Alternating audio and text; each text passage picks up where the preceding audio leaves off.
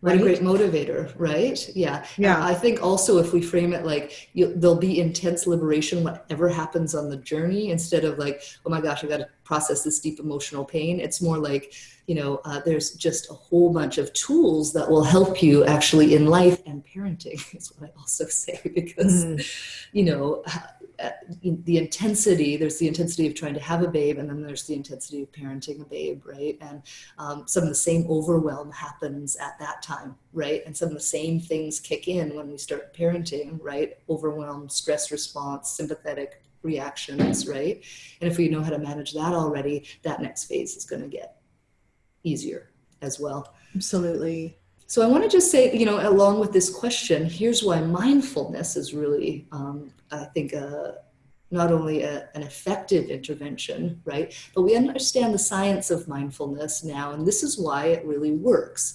I just was listening to a talk by Dan Goleman. He's the New York Times bestseller of Emotional Intelligence from a while ago, Destructive Emotions. He got together with Richie Davidson and they co-published Altered Traits, Science Reveals How Meditation Changes Your Mind, Brain, and Body.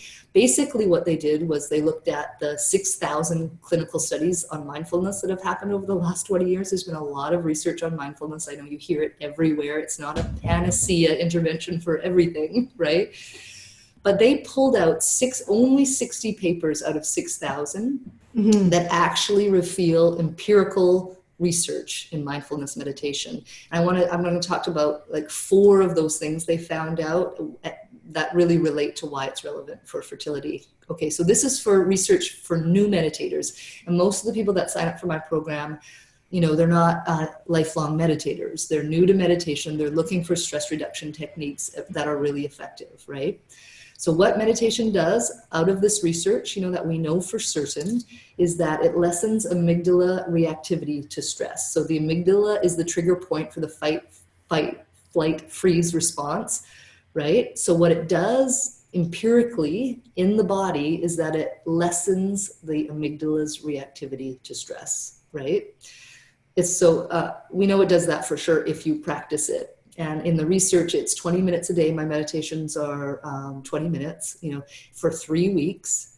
If you do that daily for 3 weeks and you use your mind in that way, that's a relatively short period of time to shift Mhm. the physiology into the relaxation response. So that's one of the reasons why it's so effective. Mindfulness also in the research is proven to reduce stress and depression, or anxiety and depression, right? So the research states that mindfulness meditation does this as well as medication. And Mhm. that's revolutionary, right? For Yes. a couple of reasons. But what's crucial for fertility is that, antidepressant use, the use of SSRIs, which is the most prescribed antidepressant, it's also prescribed for anxiety issues, right? Yeah. Mhm. So we understand now that antidepressant, and this is from Alice Domar of the Mind Body, her Mind Body program at Boston IVF, right? I've studied with Alice, but this is from her research, right? So antidepressant use during pregnancy is associated with increased risks of miscarriages, birth defects, preterm birth, newborn behavioral syndrome, persistent pulmonary hypertension of the newborn, and possible longer-term neurobehavioral effects. This is pretty new. Mhm. This is pretty new research, right? So, Yes. we want to get off if we can. And this isn't something you do on your own. You would really discuss this with your Absolutely. psychiatrist or Right. mental health professional. But Right. in the research, it's known now that trying to come off of SSRIs while we're trying to conceive, right, Mhm. can have really beneficial effects. And one of the interventions that we use to do that are these mindfulness-based interventions, mindfulness-based cognitive therapy, which my program encompasses, right? Yeah. So really using the mind to manage the symptoms of stress and depression, right? So this is for new meditators. So amygdala reduces the reactivity to stress, and it reduces anxiety and depression as well as medication. The third one is that mindfulness increases compassion and generosity towards other, but especially the self. So one of the things that's really hard when we're feeling hopeless and we're feeling angry and we're feeling stressed, right, is to have a relationship with ourselves that's loving. right? That tape, like in Diane's case, is really harsh. This is terrible. You're doing something wrong, right? Mm-hmm. Yeah. So mindfulness increases that compassionate response which can increases relaxation, right? Yeah.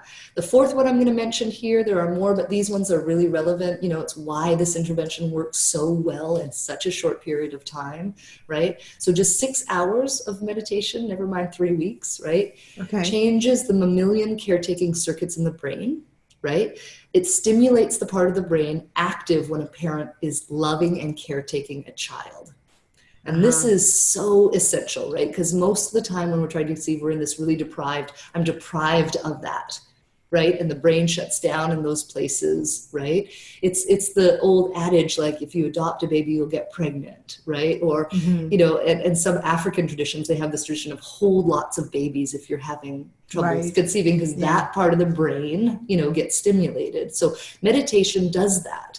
Mindfulness meditation just does that on its own, and I've seen it have incredible effects, of course. So those are the kind of some empirical data for you about why mindfulness, if you will, specifically to treat fertility challenges.